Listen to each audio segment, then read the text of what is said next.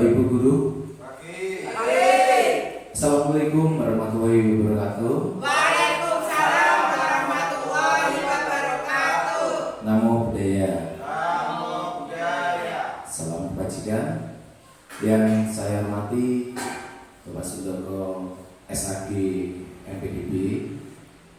Yang saya hormati Bapak dan Ibu Dewan Guru yang pada pagi hari ini hadir di ruangan ini. Pertama-tama mari kita panjatkan puja dan puji syukur kehadirat Tuhan yang Maha Kuasa, di mana pada pagi hari ini kita masih bisa bertemu dan berkumpul dalam acara diseminasi aksi nyata budaya positif CGP Angkatan 9 Kabupaten Jepara, SD Negeri 6 Lingoh, Donorejo, Kabupaten Jepara, yang mengambil tema menyebarkan pemahaman dengan pengalaman budaya positif. Salah satu tugas dari calon guru penggerak yaitu aksi nyata modul 1.4 budaya positif. Adapun susunan acara yang akan berlangsung pada pagi hari ini, pertama pembukaan, yang kedua nanti kita menyanyikan lagu Indonesia Raya, yang ketiga sambutan Bapak Kepala Sekolah SD Negeri 6 Lingoh, yang keempat acara inti, dan yang kelima adalah penutup. Mari kita melangkah pada acara yang pertama yaitu pembukaan. Mari kita buka bersama. Kita berdoa sesuai dengan agama dan keyakinan kita masing-masing. Berdoa mulai.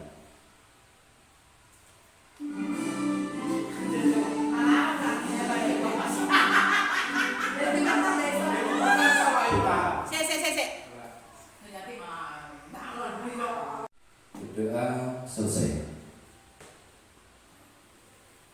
Untuk acara yang kedua yaitu menyanyikan lagu Indonesia Raya. Bapak dan Ibu Guru, saya mohon untuk berdiri.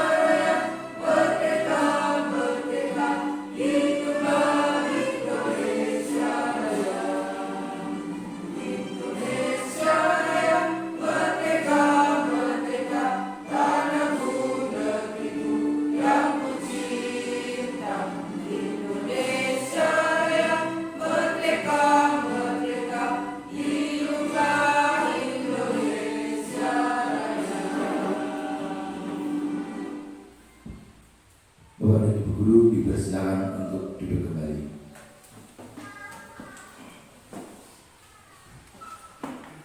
Untuk acara yang ketiga yaitu sambutan Kepala Sekolah kepada beliau Bapak Sundoko SAG MPDB. Waktu kami persilakan.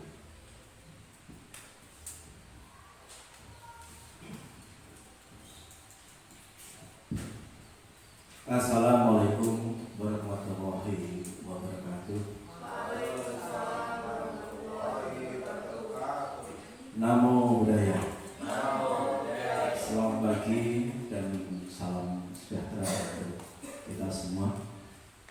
Yang saya hormati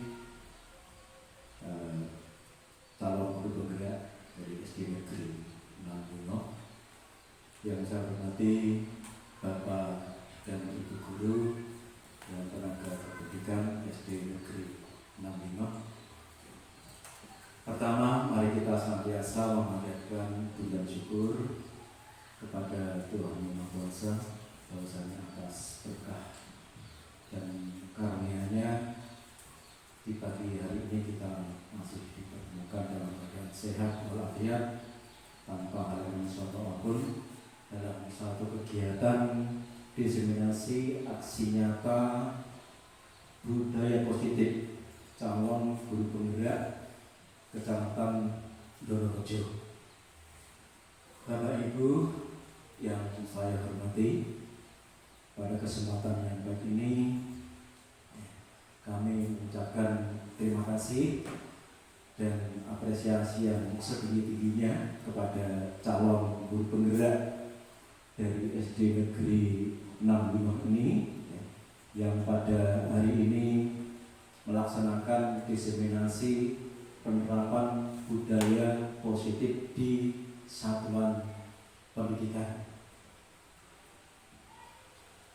Penanaman budaya positif ini tentunya sangat penting untuk dilakukan karena pengembangan budaya positif ini tentu akan dapat menumbuhkan motivasi dalam diri peserta didik untuk menjadi pribadi yang bertanggung jawab dan berbudi luhur serta memiliki akhlak yang mulia.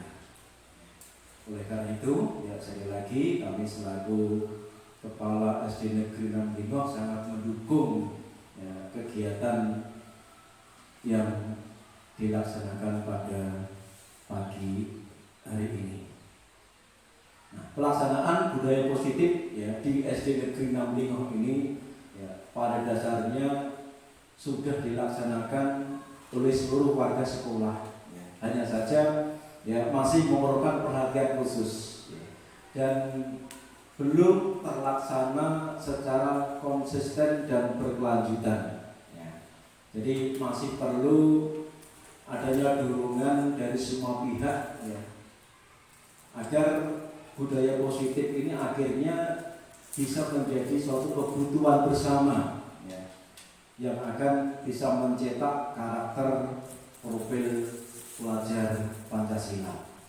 Nah, memberikan pemahaman penerapan budaya positif di sekolah ini merupakan salah satu peran dari seorang calon guru penggerak yang tentunya guru penggerak ini nantinya akan menjadi contoh suri teladan dan juga menjadi motivator untuk guru-guru yang lain dalam rangka menyamakan persepsi tentang pelaksanaan budaya positif di suatu sekolah.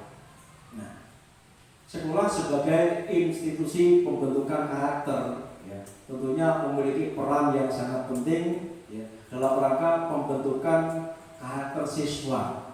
Oleh karena itu, budaya positif ini perlu diciptakan. Assalamualaikum warahmatullahi wabarakatuh. Waalaikumsalam warahmatullahi wabarakatuh. Dan selamat pagi, salam sejahtera bagi kita semua.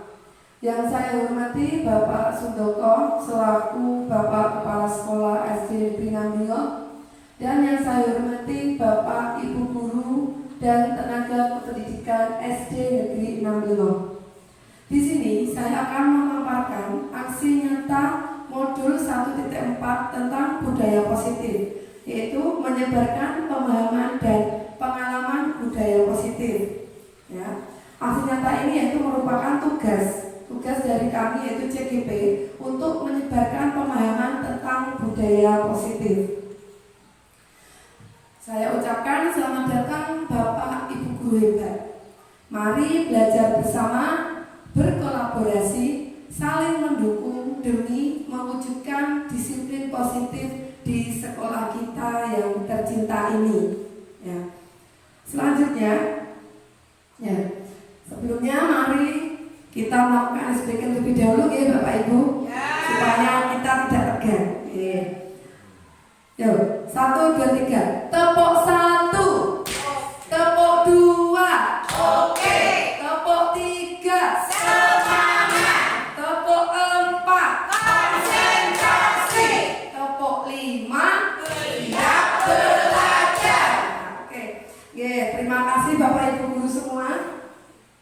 Selanjutnya yaitu pada kesempatan kali ini kita akan membahas tentang konsep utama modul budaya positif yang ada 7 pokok bahasan. Yang pertama yaitu perubahan paradigma positif, yang kedua disiplin positif, yang ketiga kebutuhan dasar manusia, yang keempat motivasi perilaku manusia, yang kelima posisi kontrol restitusi, yang keenam keyakinan kelas, yang ketujuh segitiga restitusi. Jadi di sini nanti ada 7 pokok bahasan yang akan kita diskusikan bersama.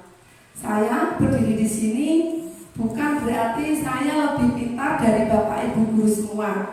Karena saya percaya Bapak Ibu guru pasti sudah melakukannya ini dari dulu, ya. Tapi di sini kita nanti hanya akan berdiskusi, ya Bapak Ibu ya. Ya. Selanjutnya yaitu pembelajaran dengan paradigma baru. Pembelajaran dengan paradigma baru dirancang berdasarkan prinsip pembelajaran yang terdiferensiasi sehingga setiap siswa belajar sesuai dengan kebutuhan dari tahap perkembangannya untuk mewujudkan profil pelajar Pancasila. Seperti Bapak Ibu guru ketahui semuanya bahwa kita sekarang sudah melaksanakan kurikulum merdeka. Pada kurikulum ini kita diajarkan untuk melakukan perubahan dalam proses pembelajaran kita. Kita harus melakukan pembelajaran secara berdiferensiasi. Jadi untuk memberikan kenyamanan kepada anak didik kita dalam memahami suatu pelajaran. Ya, jadi kita juga harus menuntun anak didik kita sesuai dengan kodratnya tanpa dengan paksaan. Ya, semuanya itu nanti bermuara kepada profil pelajar Pancasila. Jadi pembelajaran kita nanti harus terdiferensiasi sesuai profil pelajar Pancasila yang seperti Bapak Ibu ketahui ada 6 dimensi profil pelajar Pancasila. Yang satu apa Bapak Ibu? Nomor 1 Beriman. Nah, beriman dan bertakwa kepada Tuhan Yang Maha Esa dan berakhlak mulia. Yang kedua, berkebinekaan global. Yang ketiga, bergotong royong. Yang keempat, kreatif. Yang kelima, bernalar kritis. Dan yang keenam ada mandiri. Ya, itulah tadi 6 dimensi profil pelajar Pancasila yang akan kita capai dalam proses pembelajaran dalam kurikulum merdeka sekarang ini. Ya, yang kedua yaitu disiplin positif. Dalam budaya kita, makna kata disiplin adalah sesuatu yang dilakukan seseorang pada orang lain untuk mendapatkan kepatuhan. Kita cenderung menghubungkan kata disiplin dengan kata ketidaknyamanan. Bapak Ibu guru juga pasti ya pernah juga melanggar disiplin. Saya juga ya, setiap kali pasti melanggar disiplin. Nah, jadi kata-kata disiplin itu sangat tidak nyaman kalau kita dengar, kalau kita juga melakukannya. Anak didikku juga kalau mendengar kata disiplin itu juga merasa tidak nyaman karena disiplin itu dekat dengan namanya peraturan. Nah, peraturan itu harus kita taati. Kalau kita tidak taati, pasti kita akan mendapatkan apa Bapak Ibu guru? Kalau kita melanggar disiplin, kita akan mendapatkan hukum.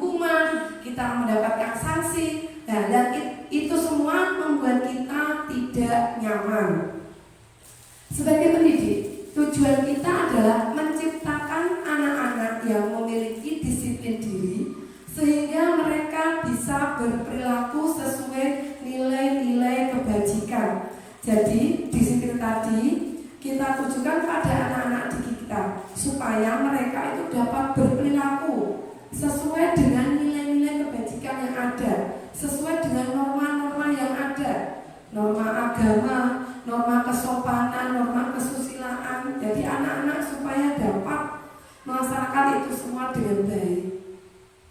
Disiplin positif merupakan salah satu cara penerapan disiplin yang bertujuan untuk menumbuhkan kesadaran serta memberdayakan anak untuk melakukan sesuatu tanpa paksaan, ancaman maupun hukuman. Jadi di sini tidak lagi disiplin saja, tapi kita tambahi kata disiplin positif.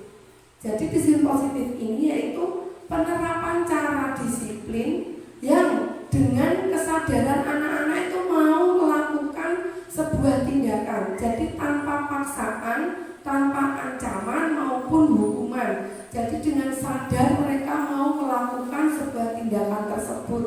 Jadi tidak usah kita hukum, tidak usah kita ancam. Jadi mereka sadar mau melakukannya.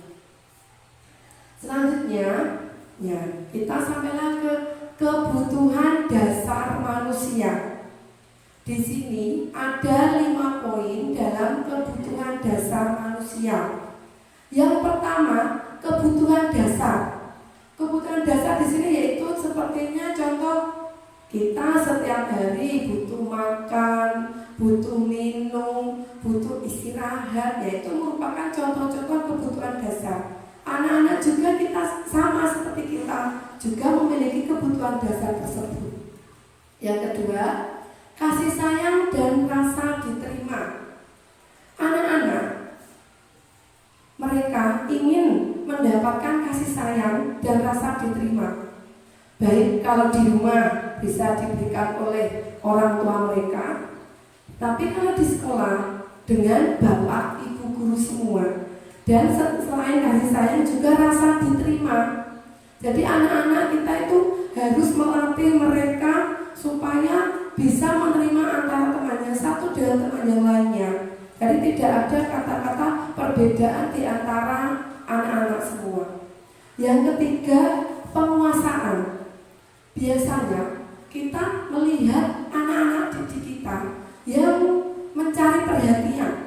Misalnya ada yang nakal, ada yang usil, ada yang suka menjahili teman-temannya. Ya itu salah satu mungkin kebutuhan dasar anak-anak kita itu, termasuk ke penguasaan.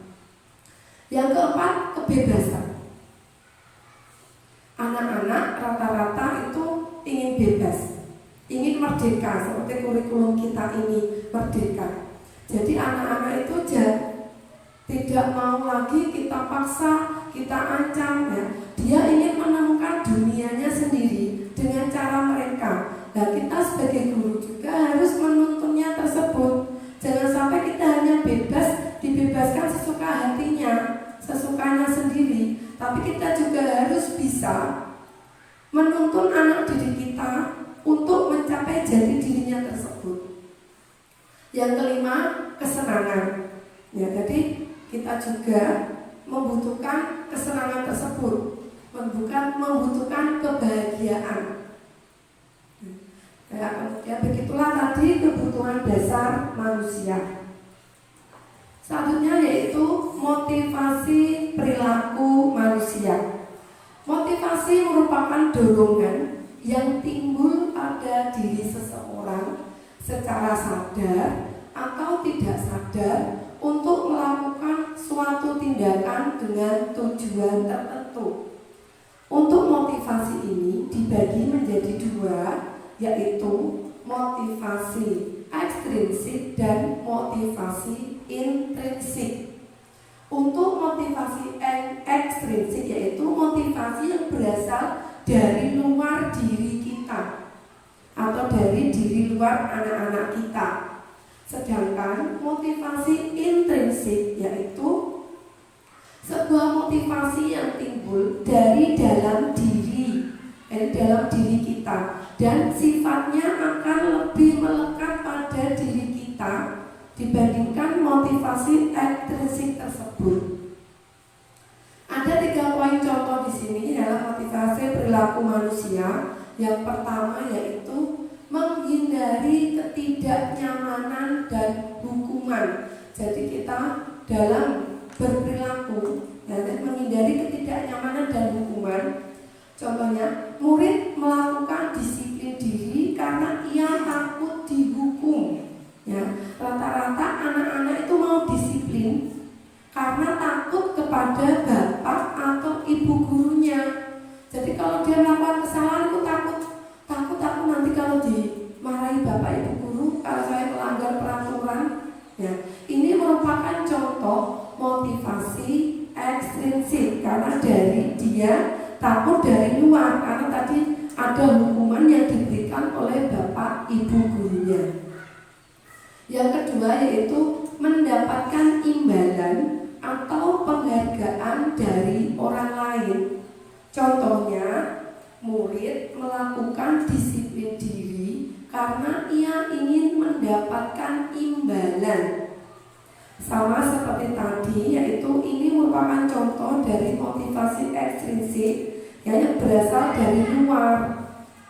Anak-anak beranggapan kalau dia melakukan disiplin itu dia akan mendapatkan imbalan atau penghargaan atau hadiah. Misalnya, saya ingin menjadi juara 1, biar nanti kalau saya mendapatkan juara 1, saya akan mendapatkan hadiah dari bapak ibu atau dari sekolah. Jadi saya bangga mendapatkan juara 1. Nah, itu merupakan motivasi ekstrinsik yang berasal dari luar dan itu sifatnya sementara. Yang ketiga yaitu menghargai nilai-nilai kebajikan diri sendiri. Contohnya, murid melakukan disiplin diri karena sadar akan nilai kebajikan dirinya. Ini merupakan motivasi intrinsik. Jadi disiplin di sini itu tumbuh dari dalam dirinya sendiri.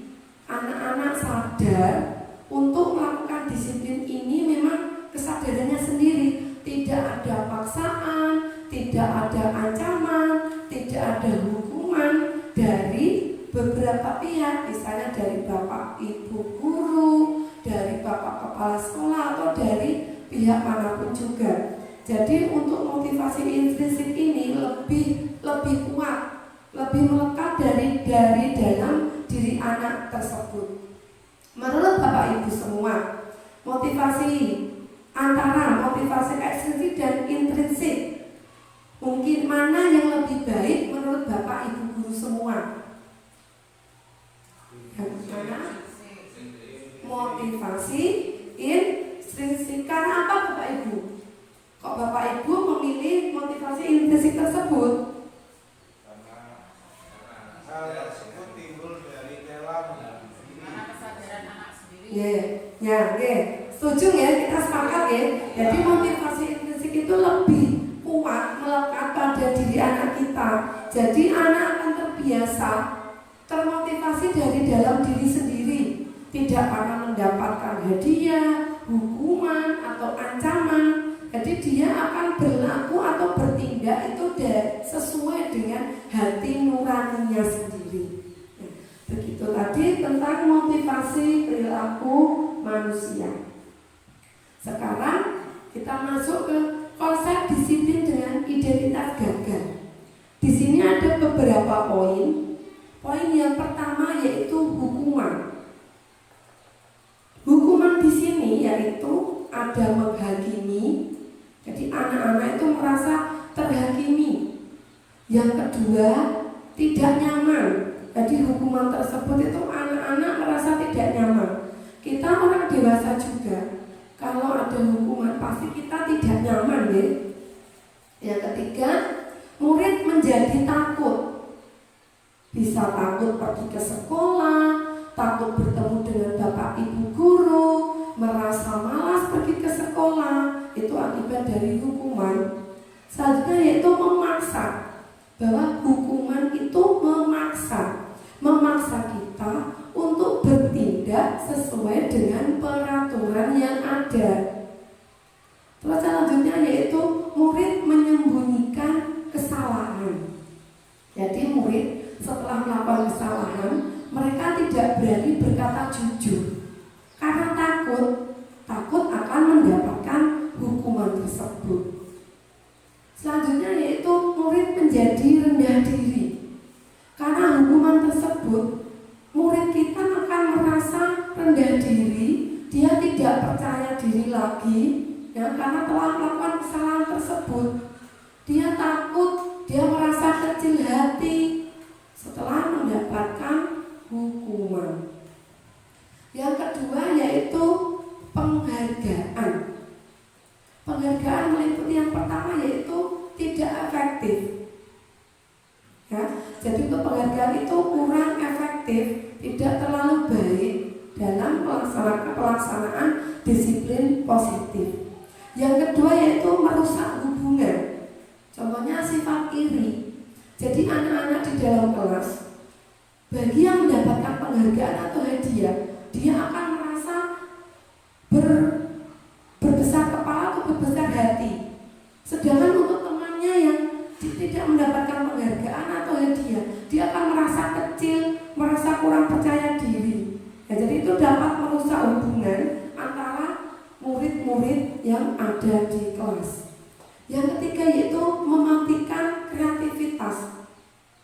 Semua anak-anak dengan mendapatkan kreativitasnya sendiri, menumbuhkan kreativitasnya, tapi dengan adanya penghargaan tersebut, anak-anak yang memiliki daya kreativitas akan mati, akan tidak tumbuh karena adanya tadi berdasarkan penghargaan. Selanjutnya itu menghukum dengan sistem ranking. Rata-rata di sekolah-sekolah kita ini ada setelah tes sumatif, formatif, sumatif itu ada ranking. Anak-anak diberikan ranking 1, 2, 3 dan seterusnya. Berarti pemberian ranking itu merupakan faktor yang tidak baik dalam pelaksanaan disiplin positif tersebut. Karena ranking bagi yang ranking pertama, yang pinter, dia akan sombong. Saya ini loh pinter, juara 1.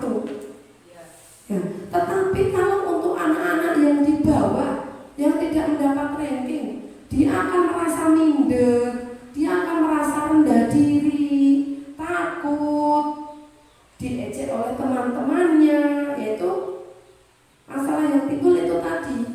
Kemudian yang terakhir yaitu merampas hak dirinya. Jadi hak yang semula sama dengan penghargaan tersebut akan menjadi berbeda. Jadi hak itu tidak seimbang jadinya. Ya. Kemudian setelah ini ada konsekuensi. Konsekuensi meliputi yang pertama yaitu penguatan jangka pendek. Jadi konsekuensi di sini itu tidak berlaku jangka panjang, hanya sementara.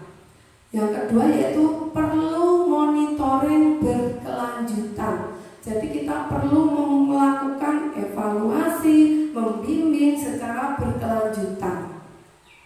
Yang ketiga yaitu melakukan stimulus dan respon. Kita memberikan pertanyaan-pertanyaan pada anak-anak didik kita. Kemudian kita menggali jawaban-jawaban untuk anak-anak didik kita. Ya. Yang selanjutnya yaitu murid menghormati peraturan. Dengan konsekuensi ini, murid dapat menghormati peraturan yang kita buat. Selanjutnya yaitu kehilangan waktu untuk merenungi kesalahan. Jadi anak-anak itu tidak punya waktu untuk merenungi kesalahan apa yang telah kita lakukan tersebut. Kesalahan ini itu berakibat bagaimana,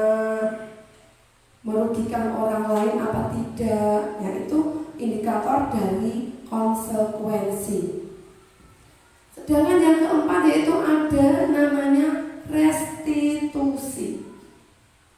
Dalam restitusi di sini ada beberapa poin. Poin yang pertama yaitu murid bertanggung jawab atas perilakunya. Jadi murid misalnya melakukan kesalahan. Jadi murid tersebut kita harus bertanya dulu apa yang dia lakukan, bagaimana penyelesaiannya. Jadi murid itu berpikir sendiri dan bertanggung jawab atas perilakunya tersebut. Yang kedua, fokus pada pemecahan masalah jangka panjang. Berbeda tadi dengan konsekuensi. Kalau konsekuensi yaitu jangka pendek, untuk restitusi yaitu dia fokusnya dalam waktunya yaitu jangka panjang. Jadi untuk restitusi itu lebih panjang. Yang melekat dalam diri kita itu jangka panjang, bukan jangka pendek. Kemudian murid menghormati dirinya dan orang lain. Jadi tanpa paksaan, tanpa dorongan, tanpa pakit, murid itu otomatis dapat menghormati dirinya dan juga orang-orang yang ada di sekitar murid-murid kita, baik di sekolah, di rumah, ataupun di lingkungan masyarakat sekitar. Yang keempat yaitu ada teori kontrol. Dirinya memegang kontrolnya sendiri. Murid-murid kita itu dapat memegang kontrol. Jadi kalau dia sudah terbiasa berperilaku baik, jadi dia juga akan berlaku baik juga. Nah untuk yang berperilaku kurang baik, mungkin dia akan belajar untuk bersikap lebih baik lagi. Yang terakhir yaitu murid bersemangat memperbaiki kesalahan. Jadi tanpa paksaan, tanpa ancaman, tanpa hukuman, anak-anak tersebut itu bersemangat untuk memperbaiki kesalahannya sendiri. Mereka sadar telah melakukan kesalahan tersebut. Mereka ingin memperbaiki kesalahan-kesalahan yang telah mereka lakukan tersebut. Jadi antara 4 poin tadi yang ada hukuman, penghargaan, konsekuensi, dan restitusi. Menurut Bapak Ibu guru semua, antara 4 ini mana yang lebih baik kita terapkan kepada anak didik kita dalam melakukan disiplin positif di sekolah kita? Monggo, apa antara keempat ini Bapak Ibu guru memilih yang mana? Bagaimana? Restitusi ya. Dari keempat tadi, mungkin yang memang yang terbaik yaitu restitusi tersebut. Karena restitusi ini yaitu anak-anak sadar tanpa ancaman, tanpa hukuman, dia mampu mengontrol dirinya sendiri, memperbaiki kesalahannya. Dia lebih dapat menghormati orang lain. Dia dapat memecahkan masalahnya sendiri, dan ini berakibat jangka panjang. Jadi berkelanjutan, bukan tidak jangka pendek tersebut. Jadi dengan restitusi ini anak-anak itu tidak beranggapan nanti saya melakukan ini biar mendapat penghargaan, biar mendapatkan reward, hadiah dari Bapak Ibu guru, supaya saya biar kelihatan wow di antara teman-teman kita. Nah, jadi anak-anak itu tidak berpikiran seperti itu lagi. Mereka itu sadar dari dalam dirinya sendiri untuk berperilaku yang baik. Nah, itulah tadi pengertian antara hukuman, penghargaan, konsekuensi, dan restitusi. Masih bersemangat Bapak Ibu semua? Masih. Apakah sudah ngantuk? Ya. Oh. Ya. Kita lanjutkan lagi. Ya, begini biar kita lebih semangat. Kita akan melakukan tepuk lagi. Ya. Contohnya begini.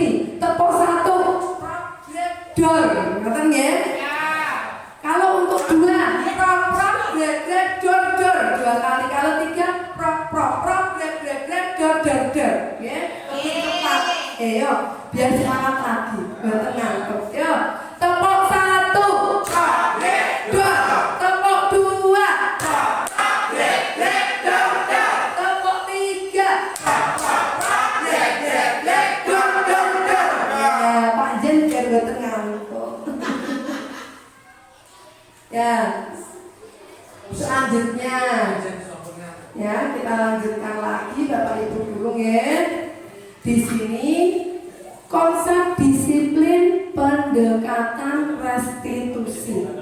Apa itu tadi restitusi? Ya, di sini disebutkan Gosen tahun 2004 yaitu restitusi adalah proses menciptakan kondisi bagi murid untuk memperbaiki kesalahan mereka sehingga mereka bisa kembali pada kelompok mereka dengan karakter yang lebih kuat.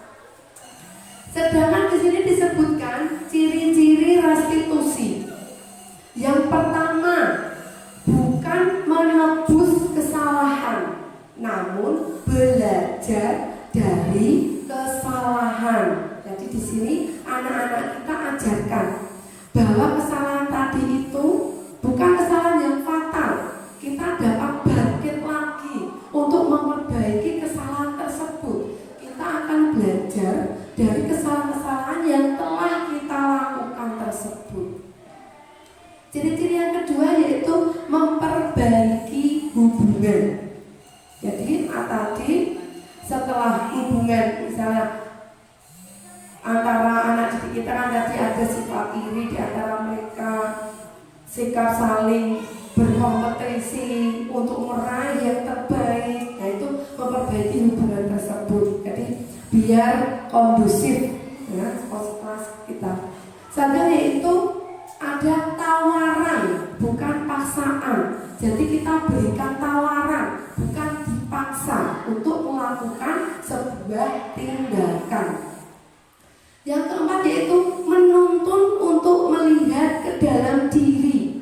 Kita latih anak-anak kita melihat sikap-sikap yang baik dari dalam diri mereka. Kita tuntun, kita berikan arahan, kita berikan pengertian kepada anak-anak didik kita. Selanjutnya yaitu mencari kebutuhan dasar yang mendasari tindakan. Di materi tadi ada beberapa kebutuhan dasar nih Bapak Ibu. Siapa yang masih ingat berapa kebutuhan dasar tadi yang harus kita penuhi? Ya pinter. Ada 5, berarti Bu Titik masih konsentrasi. Jadi di sini ada 5 kebutuhan dasar tadi. Anak-anak juga butuh 5 tadi. Ya, jadi mereka dapat mencari kebutuhan dasarnya mereka sendiri. Tapi ada didasari dengan tindakan-tindakan yang baik. Contohnya yaitu fokus pada karakter, bukan tindakan. Jadi di restitusi di sini tuh difokuskan pada karakter. Jadi karakter yang baik atau karakter yang tidak baik. Yang terakhir yaitu menguatkan dan fokus pada solusi. Jadi yang dicari di sini itu bukan masalah, tapi yang dicari di sini yaitu solusi untuk memecahkan masalah. Jadi yang paling penting ini ya, jadi kita mungkin akan berlatih ya, setelah mempelajari ini kita akan berlatih untuk mencari solusi dalam setiap permasalahan. Selanjutnya yaitu ada perbedaan hukuman, konsekuensi, dan restitusi. Contoh kasus yaitu siswa sering tidak mengerjakan PR. Ini contoh di kelas saya, ya. Mungkin kelas di Bapak Ibu semuanya tidak. Apa iya ya? Ya. Jadi kebanyakan di kelas saya itu ini siswa sering tidak mengerjakan PR. Ya. Jadi di sini ada 3. Kalau kita selesaikan dengan hukuman, poinnya yaitu guru menghukum siswa tersebut hormat bendera selama 10 menit. Yang kedua, guru marah dan murid menjadi takut. Itu contoh dari hukuman. Kalau kita memberikan hukuman, atau Bapak Ibu guru misalnya dapat memberi contohkan hukuman apa yang biasanya kita berikan bagi anak yang tidak mengerjakan PR. Mengerjakan di luar kelas. Ya, mengerjakan di luar kelas, memberikan tugas baru, atau menuliskan beberapa kali kata-kata, ya. Itu merupakan hukuman, ya. Nah, itu menurut di sini, ya, menurut materi ini tuh tidak baik karena akan itu tadi menurunkan rasa percaya diri anak. Dia akan malu dengan teman-temannya. Ya, jadi itu resiko dari hukuman. Sedangkan kalau konsekuensi, contohnya guru memberikan konsekuensi untuk mengerjakan PR saat istirahat atau dikerjakan sebanyak 3 kali lipat. Yang kedua, guru tegas dan siswa menghormati peraturan. Itu contoh dari konsekuensi. Jadi anak itu kita beri pilihan. Dia pilih mana? Kalau tidak mengerjakan PR, dikerjakan nanti pada saat istirahat. Jadi anak-anak yang istirahat, bagi siswa yang tidak mengerjakan PR, dia mengerjakan PR-nya pada waktu istirahat atau mengerjakan 3 kali lipat. Kalau PR-nya 50, masa anak-anak kita suruh mengerjakan 150? Ya kasihan deh. Ya, itu contoh dari konsekuensi. Sedangkan kalau untuk langkah restitusi, 1. Guru menanyakan keyakinan kelas atau dirinya dan membantu siswa menyelesaikan masalahnya. 2. Guru terbuka dan saling menghormati dirinya dan orang lain. Jadi sebelum kita memberikan sebuah tindakan, kita harus mengetahui dulu latar belakang anak kok tidak mengerjakan PR itu kenapa. Kita cari dulu masalahnya. Kemudian kita ingatkan keyakinan kelas apa yang harus kita laksanakan kalau kita tidak mengerjakan PR. Ya, jadi anak-anak itu dari dalam dirinya itu tumbuh kesadaran untuk mendapatkan jalan keluar tadi dari masalah yang dia hadapi. Ya. Ini contoh dari salah satu contoh dari restitusi yang telah saya laksanakan di dalam kelas. Ya. Dapat Bapak Ibu guru perhatikan, ya.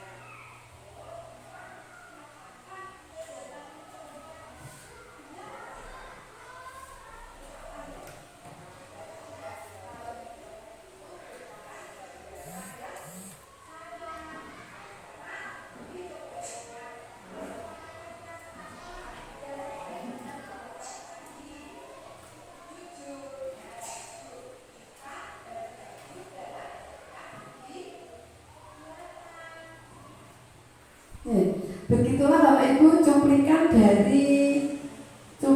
dari proses restitusi yang telah saya laksanakan. Karena anak didik saya itu ada yang mencontek dalam ulangan, ya, padahal dalam kesepakatan kelas kita tindakan mencontek itu merupakan tindakan yang tidak jujur. Nah, jadi dia sadar, jadi saya melakukan restitusi tersebut. Saya pertama itu melakukan tindakan menggali latar belakang anak tersebut. Ya, Bapak Ibu guru semua, kita sampai di 5 posisi kontrol restitusi. Ya, ada yang pertama yaitu penghukum, yang kedua pembuat orang merasa bersalah, ketiga teman, keempat pemantau, kelima manajer. Untuk penghukum yaitu seorang penghukum bisa menggunakan hukuman fisik maupun verbal. Jadi dengan ucapan-ucapan yang kita ucapkan tersebut. Yang kedua yaitu membuat orang merasa bersalah. Biasanya guru akan bersuara lebih lembut, tidak menunjukkan kemarahannya, tapi dia lembut. Contohnya, tolong, mohon, tolong ibu, jangan lakukan itu ya. Nah, itu contoh membuat orang merasa bersalah. Yang ketiga, teman. Guru pada posisi ini tidak akan menyakiti murid, namun akan tetap berupaya mengontrol murid melalui persuasi. Jadi di sini diposisikan antara guru dan murid yaitu sebagai teman.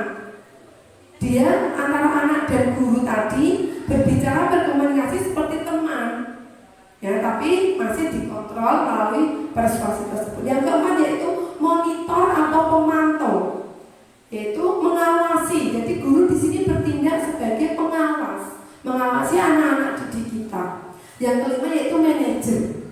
Respon yang menunjukkan tanggung jawab guru dalam posisi terakhir. Manajer adalah posisi mentor, di mana guru berbuat sesuatu bersama dengan murid, mempersilahkan murid mempertanggungjawabkan perilakunya, mendukung murid agar dapat menemukan solusi atas permasalahannya sendiri. Ya, sekarang Bapak Ibu guru, kira-kira posisi kontrol yang mana yang ada dalam Bapak Ibu guru? Penghukum. Yang lainnya monggo, silakan Pak Pasudi sebagai apa? Pemantau. Pak Jen sebagai apa? Manajer sip nggih. Semangat Pak Jen. Nggih. Jadi kita dapat melihat kita itu berada di mana posisi kontrol ini. Ya, jadi mulai sekarang saya juga berlatih untuk menjadi seorang manajer. Karena yang keempat tadi itu ada dampaknya juga terhadap anak-anak didik kita. Jadi untuk yang paling baik memang sebagai manajer. Ya. Selanjutnya yaitu keyakinan kelas. Mengapa keyakinan kelas? Mengapa kok tidak peraturan kelas? Ya. Contohnya di sini ada 2 poin. Mengapa kita memiliki peraturan tentang penggunaan helm pada saat mengendarai kendaraan roda 2 atau motor? Bapak Ibu guru pasti kalau naik motor memakai apa? Helm. Kenapa kok pakai helm? Untuk apa? Keamanan, keselamatan, ya, untuk melindungi diri kita dari panas, dari hujan. Ya. Dan yang kedua, mengapa kita memiliki peraturan tentang penggunaan masker dan mencuci tangan setiap saat? Dulu, kemarin juga sekarang ya. Jadi kita itu kalau pergi lebih aman memakai apa nih Bapak Ibu? Masker. Selain itu juga kita harus mencuci tangan. Untuk apa itu semuanya nih Bapak Ibu? Untuk menjaga kebersihan, menjaga kesehatannya. Jadi keyakinan kelas ya begitu, berbeda dengan kalau peraturan itu kalau kita naik motor harus membawa SIM dan STNK, itu termasuk peraturan. Kalau kita melanggar kita akan mendapatkan sanksi. Tapi kalau untuk memakai helm kan itu kita timbul dari dalam diri kita. Kita harus memakai helm untuk keselamatan kita. Kita harus cuci tangan setiap saat supaya tubuh kita sehat, tidak ada kuman yang masuk. Selanjutnya yaitu langkah-langkah dalam membuat keyakinan kelas.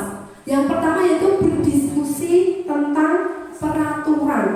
Jadi kita bersama anak-anak kita berdiskusi. Kira-kira peraturan apa yang akan kita buat untuk menjadi keyakinan kelas. Yang kedua yaitu merumuskan peraturan menjadi keyakinan. Jadi anak-anak itu nanti terus peraturan-peraturan yang telah dibuat tadi kita buat menjadi keyakinan. Langkah yang terakhir, keyakinan tadi kita tulis, kemudian kita tempelkan. Kita dapat menempelkan di dinding supaya anak-anak bisa membaca sewaktu-waktu keyakinan kelas tersebut, biar mereka selalu ingat untuk melakukan keyakinan tersebut, keyakinan kelas tersebut. Contoh di kelas saya saya, yaitu untuk keyakinan kelas. Yang pertama tadi jujur, yang kedua selalu menghormati dan menyayangi teman-temannya, yang ketiga yaitu menjaga keindahan kelas. Itu contoh-contoh keyakinan kelas yang telah saya buat dengan murid-murid didik saya.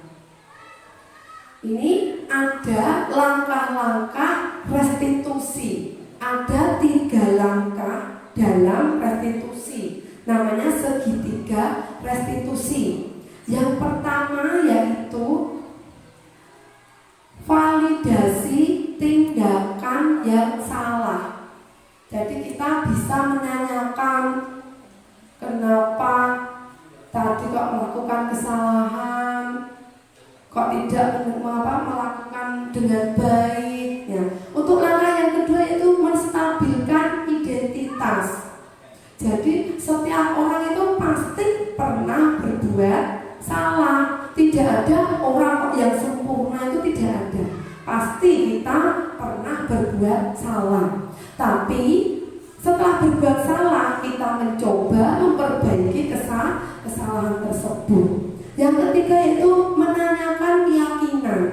Jadi setelah langkah kedua tadi kita bertanya kepada murid kita, keyakinan kelas apa yang telah kalian langgar, kemudian langkah apa yang kamu ambil untuk memperbaiki kesalahan tadi. Itu contoh-contoh restitusi yang dapat kita lakukan di kelas kita. Oke, alhamdulillah. Demikian tadi pemaparan tentang budaya positif di sekolah kita. Semoga dapat bermanfaat bagi kita semua, khususnya untuk anak didik kita di SD kita yang tercinta. Oke. Kalau ada pertanyaan atau usulan atau saran, dipersilahkan.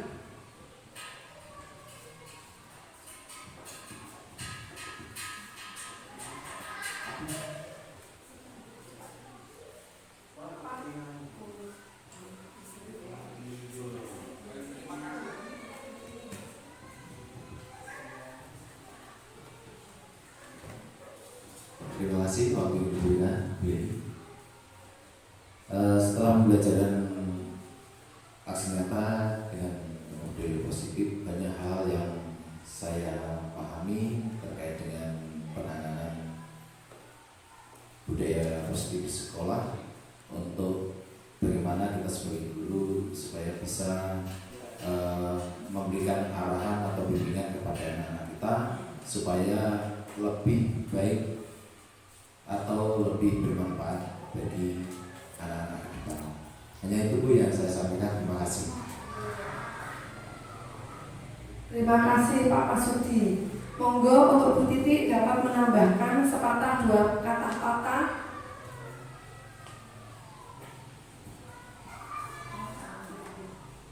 Terima kasih untuk waktunya.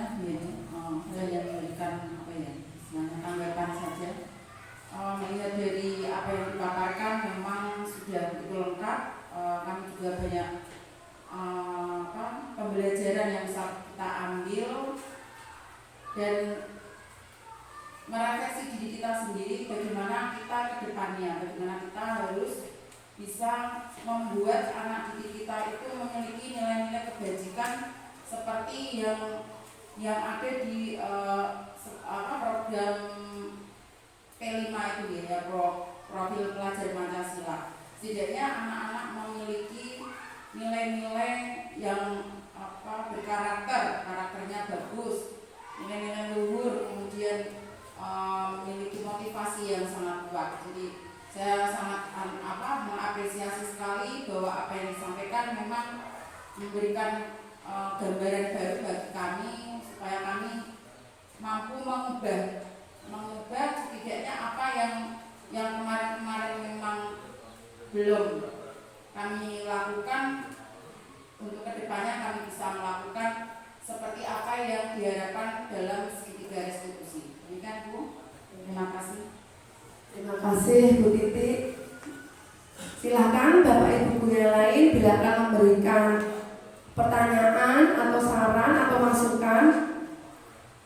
Sekian pemaparan dari budaya positif di sekolah kami. Atas perhatiannya saya ucapkan banyak terima kasih. Wabillahi taufiq wal hidayah. Wassalamualaikum warahmatullahi wabarakatuh. Waalaikumsalam warahmatullahi wabarakatuh. Demikian tadi pemaparan materi yang disampaikan oleh Bu Yani Agustinus terkait dengan budaya positif di sekolah. Mudah-mudahan membawa perubahan yang positif bagi anak didik kita semua. Dan di sini waktunya sudah selesai dari rangkaian acara dari awal pertengahan hingga akhir. Dan apabila dalam saya membawakan susunan acara ada kurang betulnya karena saya manusia biasa yang masih banyak kekurangan, saya mau maaf yang sebesar-besarnya. Sebelum acara ini saya tutup, saya tidak lupa mengucapkan salam. Wassalamualaikum warahmatullahi wabarakatuh. Waalaikumsalam warahmatullahi wabarakatuh.